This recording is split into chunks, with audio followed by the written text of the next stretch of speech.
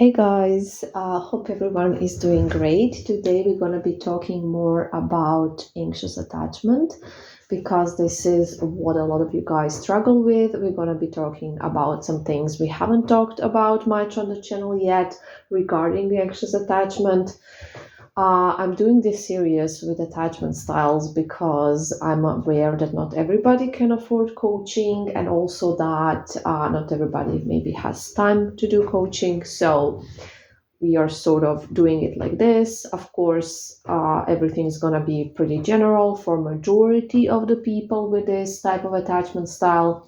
As you guys know, we can't generalize anything, but we'll do the best we can to help you out.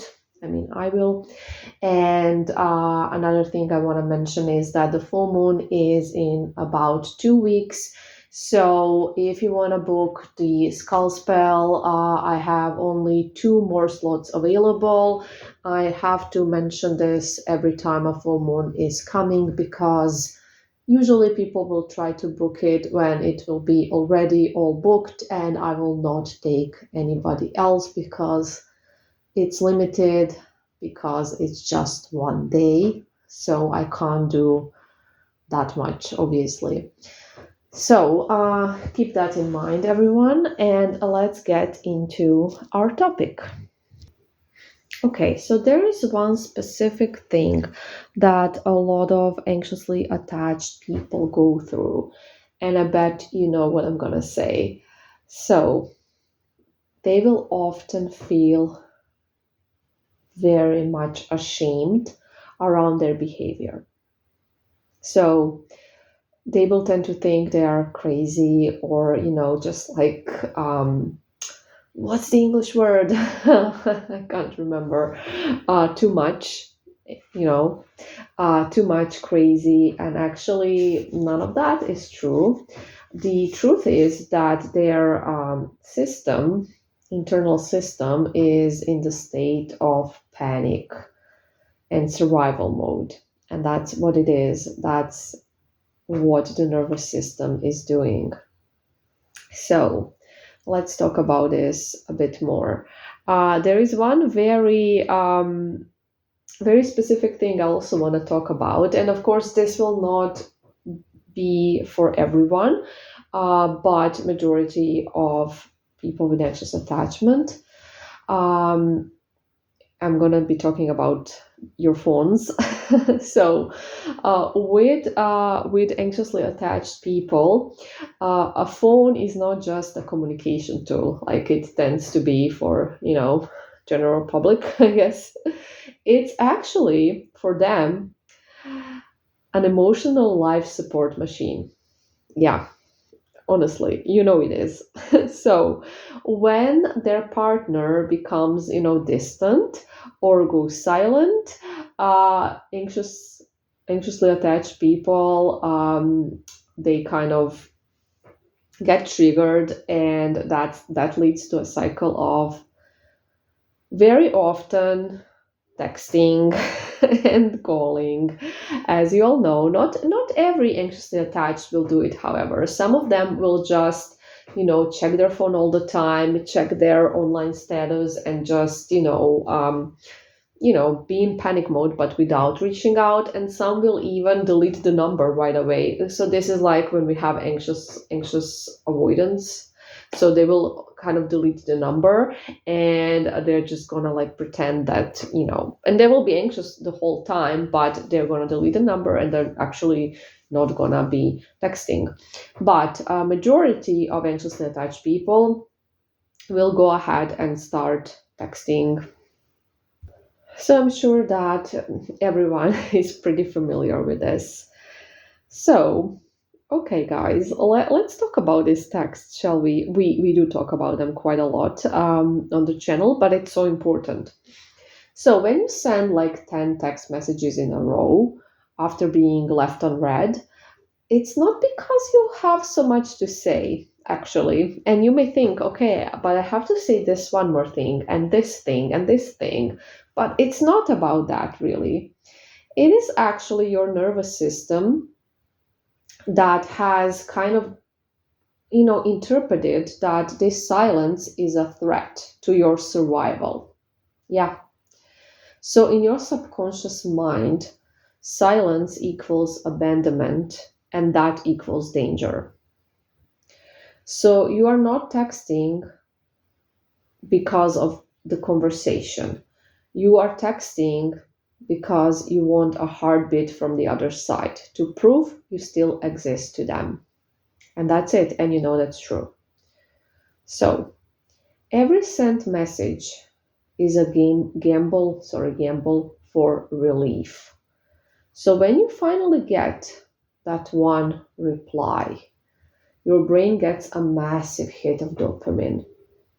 And that temporarily will calm you down, right? But because relief is based on somebody else's validation, not your own, and not your own safety, the anxiety will return the moment the conversation stops again. Right? This is true. So you kind of become addicted to this, to their attention, to their validation, to their replies, and it's because you're dependent on the validation from the outside, not necessarily this person.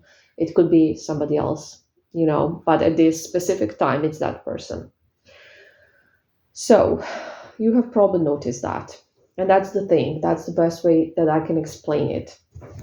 You are sending text and text and text and text after text.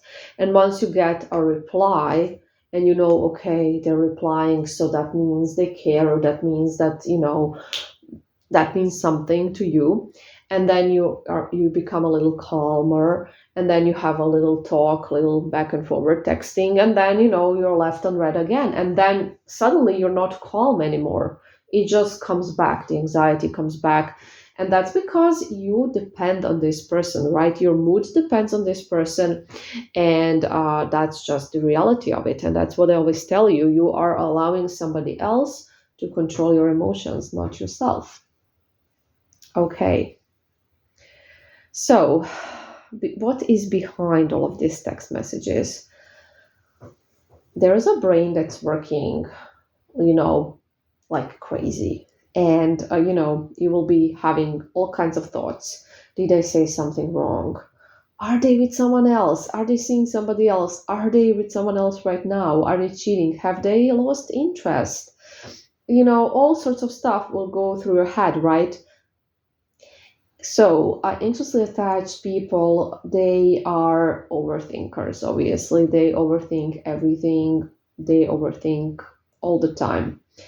And they try to kind of figure out why they have been left unread, why there's silence. They need to know. And, they will send more information, more memes, more jokes, whatever, something to break that silence, or questions, whatever it is. Everybody's different, obviously. Hoping one of them will be the key, to break this silence. Will this meme, get them to reply? Will this question get them to reply? If I write this, will I get a reply? They're just hoping that one of these will be the key that unlocks the other person, basically, to stop being distant, to become warm again. So that's what they're trying to do. So if we look at this energetically, right, which we should be looking at as like that as well, not just the actions. So this is obviously a very big energy leak. You are throwing your power away, you're giving it to somebody else. You already know what I'm gonna say. You're begging somebody to just, even energetically, you're basically begging and chasing somebody. And that is obviously not ideal, and that is not the energy you want to be in. That's not the energy you want to be sending out. So let's get into healing. Now, you have to keep in mind that healing does not mean not caring. Like, detaching does not mean that you stop caring or wanting someone. This is something that people often confuse. They think it just means moving on, and like you don't care about somebody, because the anxiously attached, they will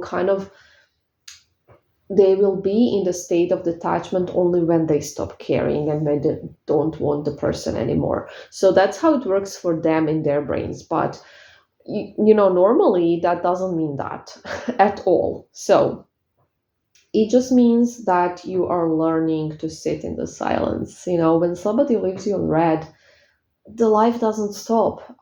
Your world doesn't end. You have other things you need to focus on.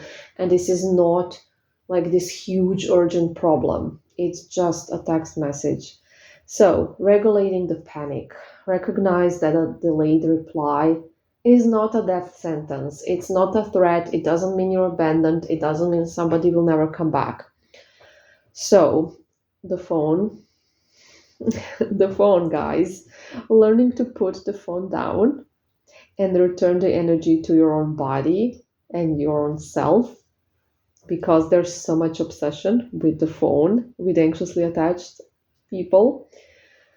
And self-soothing, becoming the source of your own approval, your own validation. That's the main thing.